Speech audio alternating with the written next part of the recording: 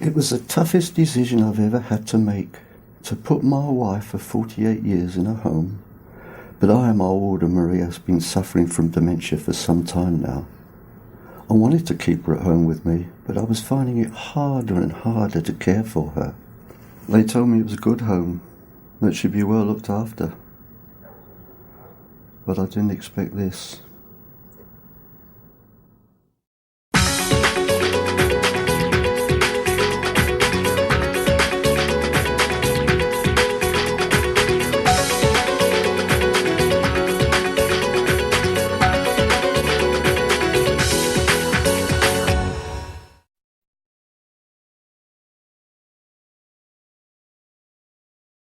In this video, we look at the signs and symptoms of abuse and how you, as a care worker, can safeguard the vulnerable adults in your care from being abused. Action on Elder Abuse defines abuse as a single or a repeated act, omission, or lack of appropriate action occurring within any relationship where there is an expectation of trust, which causes harm or distress to an older person. In this video, we look at the role of the carer in maintaining a culture which safeguards the individual, the legislation and policy that exists to safeguard the vulnerable person, the concept and definition of abuse, the signs and symptoms of abuse, ways in which carers and organisations are required to respond to the abuse of vulnerable people. The Care Standards Act defines the vulnerable adult as someone aged 18 years and over who is receiving accommodation and nursing or personal care in a care home, receiving personal care in their own home under arrangements made by a domiciliary care agency, or placed with an adult placement carer by a registered adult placement service. That's it, we just pull that bit down. All comfortable that way, isn't it? I'll just get your cardigans for you. What's it today? See. Oh, green one or the pink one? No, I want the orange one. Yes, I know you do, Marie, but we can't find that one, can we? You must have left it somewhere. Orange one's my favourite. I know it is, but, you're getting a little forgetful now and always losing things. I'm sure it will show up soon. How about the pink one? Oh, all right. Yes? Marie's husband is getting old and has decided he cannot properly care for her, so has recently moved her into this care home. Marie suffers from mild dementia, which causes her to become confused and forgetful. Lucy, Marie's key worker, has money problems and is taking advantage of this situation. OK, oh, that's it. Now, can you manage those lovely buttons, or shall I help you with that? No, You're I okay? can do them, yes. Great, OK, well, I'll see you at breakfast then, all right?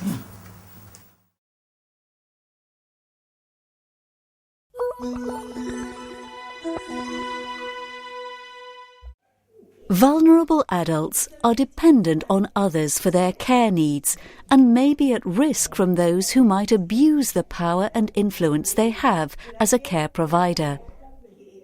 It is the legal and moral responsibility of every care worker to respect the rights of service users and to safeguard them from physical or mental harm at all times.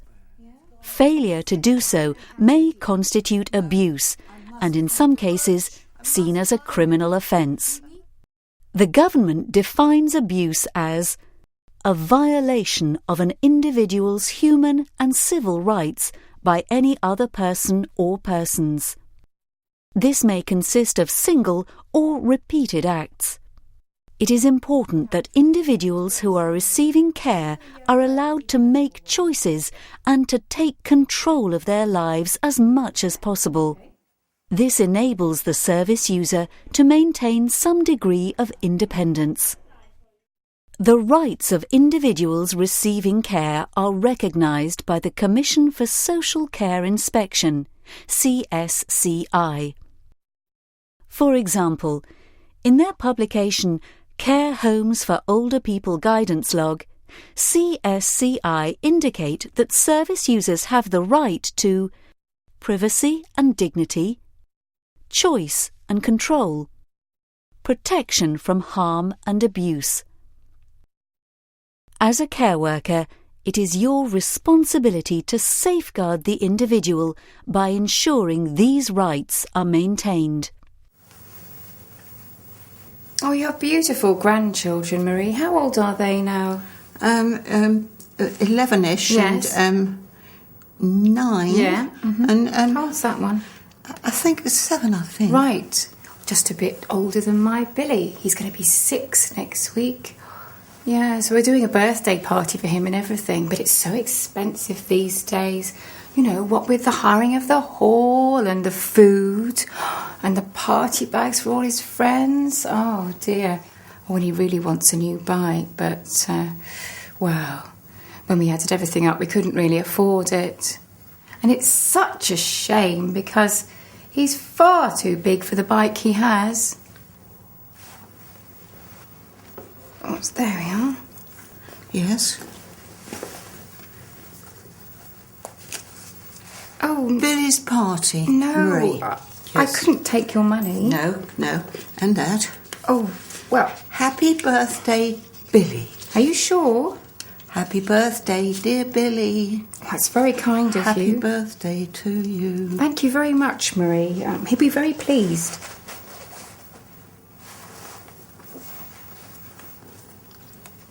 Oh, you have lovely grandchildren, Marie. Happy birthday, dear Billy. Happy birthday to you.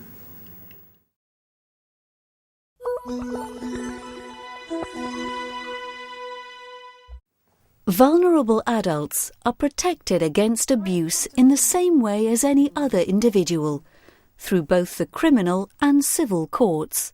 If a person commits theft, assault, or any other criminal act against a vulnerable adult, then they are dealt with through a court of law.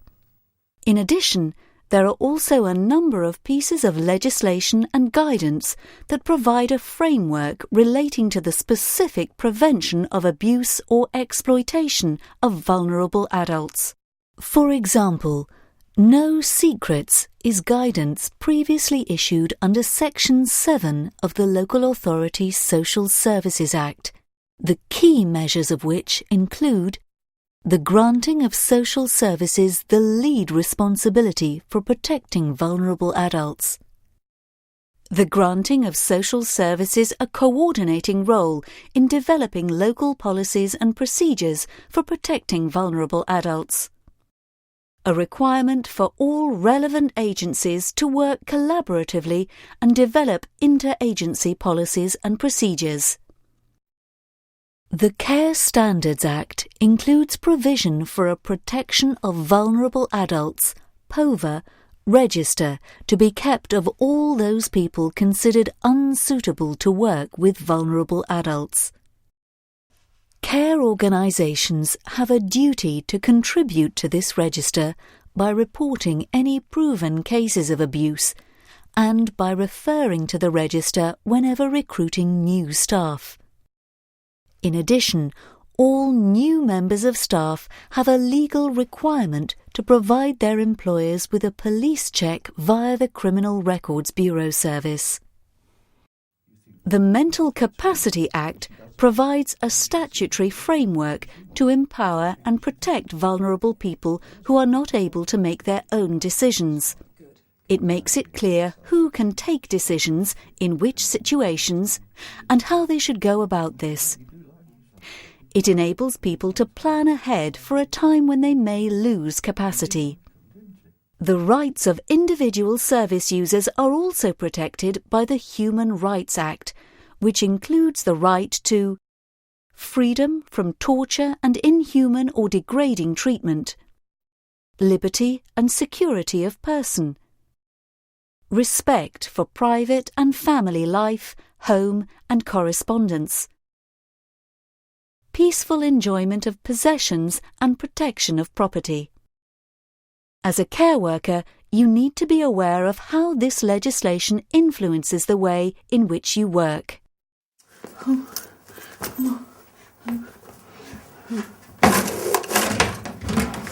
Evening, Marie. Time for your tea. It's time to find a brooch. What have you lost now? I've lost Marie's special brooch. My husband is coming tomorrow. I've got... Come on, sit down and have your tea. No, I must find the brooch first. You need to have your tea first. I need to find the brooch. Marie, you need to eat. I need to find the brooch. You know what? I can't be bothered with this. You can feed yourself. Marie is overwhelmed by the loss of her brooch, something that Tina, a newly appointed care worker, missed.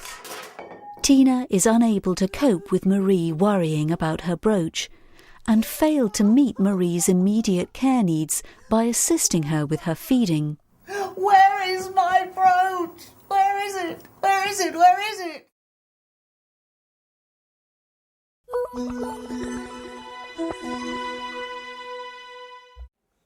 Perpetrators of abuse can be any people who are in a position of trust with a vulnerable adult and may include partners, children or other relatives, carers, friends or neighbours, professional or volunteer care workers.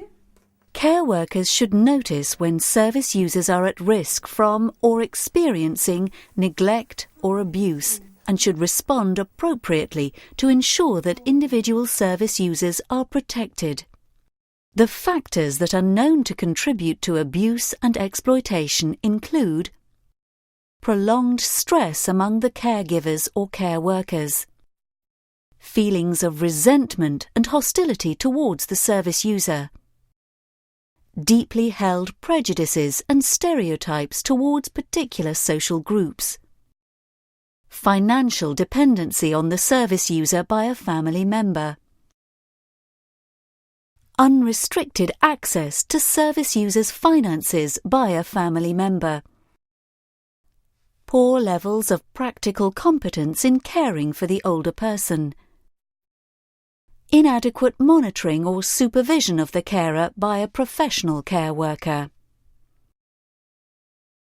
Action on Elder Abuse, one of the UK's leading voluntary organisations working in the adult protection field, describes 5 different types of abuse, which are financial abuse, neglect, physical abuse, psychological abuse, sexual abuse.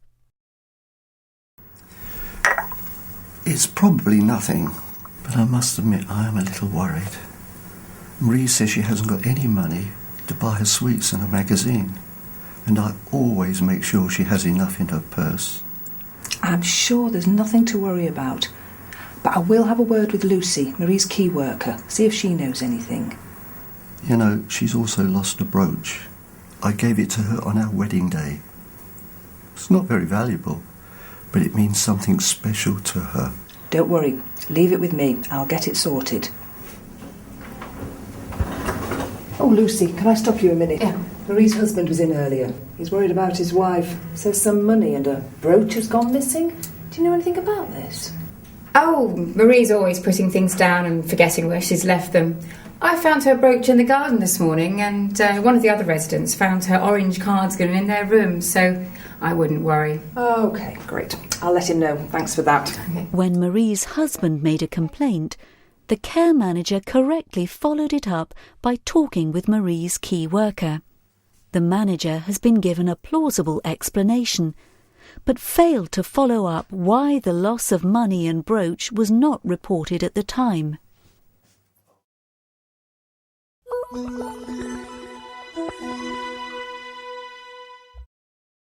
Physical abuse can take many forms, including hitting, slapping, burning, pushing or restraining. Rough or careless handling may also constitute physical harm, as can giving too much medication or the wrong type of medication. The common signs of physical abuse are unexplained injuries, including bruises, fractures and burns. Delays in reporting injuries. Loss of hair in clumps. Vague or inappropriate explanations. Multiple injuries or a history of past injuries, especially falls. Neglect occurs where a service user is not provided with adequate care or attention and suffers harm or distress as a result.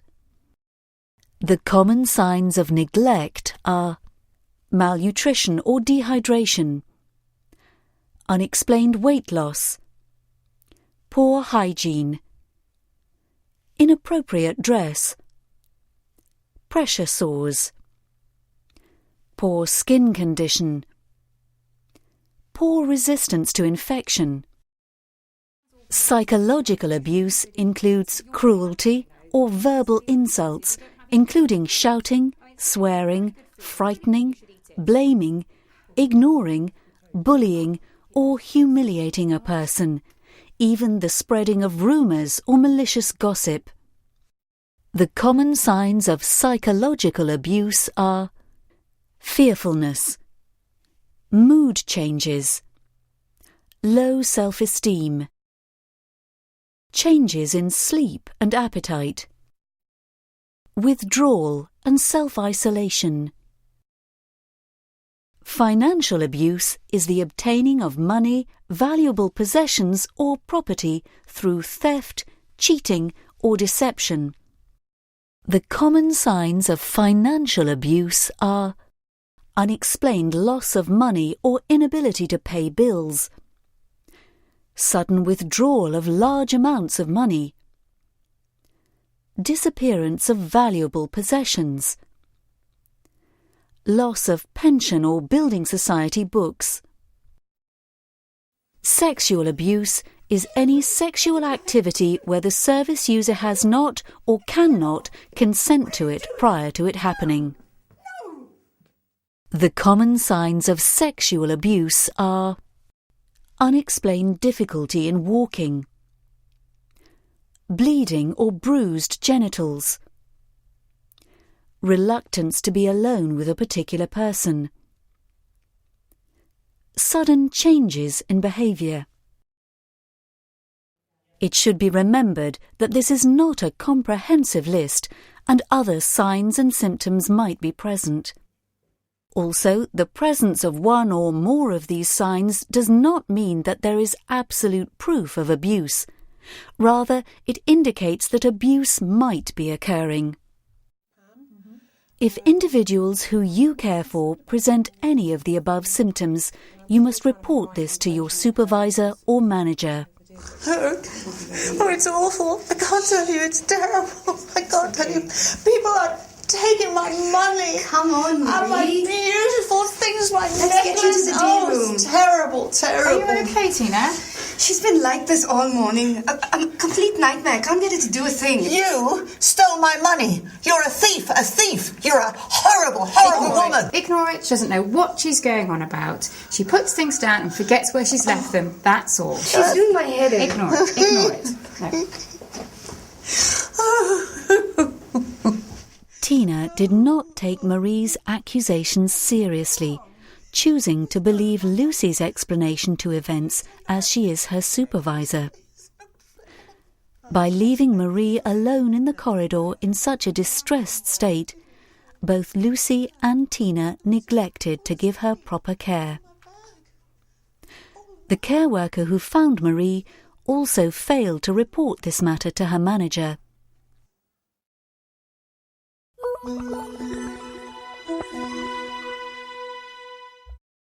The national minimum standards regulated by the Care Standards Commission Inspectorate suggest that service providers should adopt a 4-stage approach to the problem of abuse as follows: prevention, identification, action, planning. Prevention. The best way of dealing with abuse is to prevent it from happening. Service providers should have policies and procedures in place and should create a culture of awareness among care workers, including an understanding that abuse will not be tolerated. Identification. Should it occur, it is vital that abuse and exploitation is identified and reported. Care workers should be trained to be aware of all forms of potential abuse and exploitation, and should know exactly what to do and who to go to if they have any suspicions or concerns.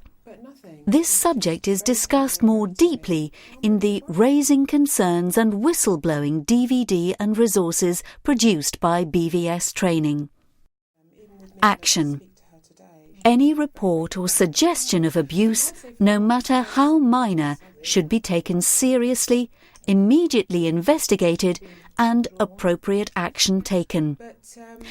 These investigations should be fair and transparent, and, if care workers are involved, conducted within the context of employment law. In most cases, social services or the police should be contacted, even if it is only for advice. The consent or cooperation of the victim to an investigation is a key element in any action taken, and trust is often a key element in obtaining that consent. The victims of abuse often feel intimidated to keep silent or fear the repercussions of speaking out.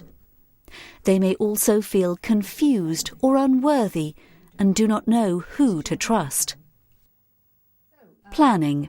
It is vital that care organisations learn from occurrences of abuse, and that this informs the way that they operate in the future, for example, through staff training, liaison with social services, and participation in local adult protection discussions.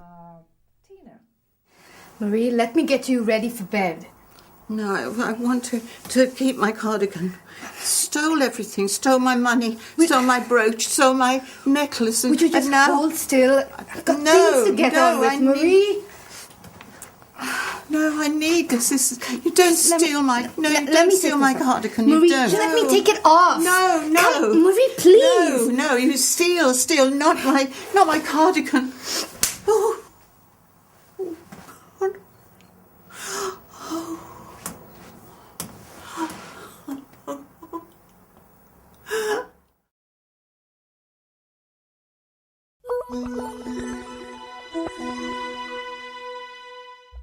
People who are dependent on others for their care needs are vulnerable to abuse and exploitation.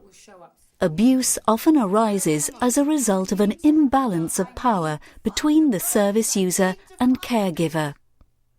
Vulnerable people may suffer from a number of different types of abuse, neglect, and exploitation. These might include physical, sexual, financial, or psychological. Carers should be aware of the possible signs and symptoms of abuse. Carers should follow the policies and procedures laid down by the agency when responding to any concerns about abuse, neglect, or exploitation. Any concerns regarding suspected or alleged abuse or neglect must be reported to the key worker and duty manager immediately. The consent of the service user is a vital prerequisite to any investigation of alleged abuse or exploitation. Therefore, care workers must ensure that allegations of abuse or exploitation are handled sensitively and in a confidential manner.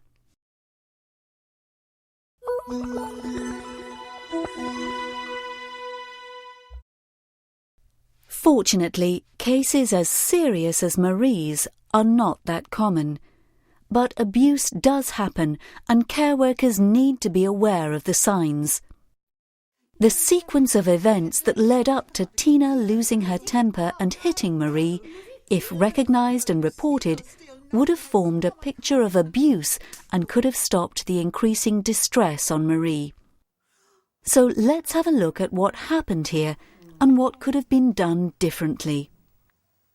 Lucy was having financial problems at home, and was stealing from the person under her care. Tina, being an inexperienced care worker, put Marie's complaints about the stealing down to her dementia and did not take them seriously and report them.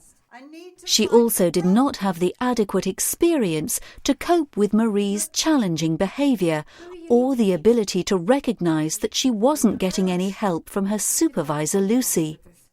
There was also the time that Marie didn't eat her supper and knocked it on the floor. That event was not reported by the carer who cleared up the mess.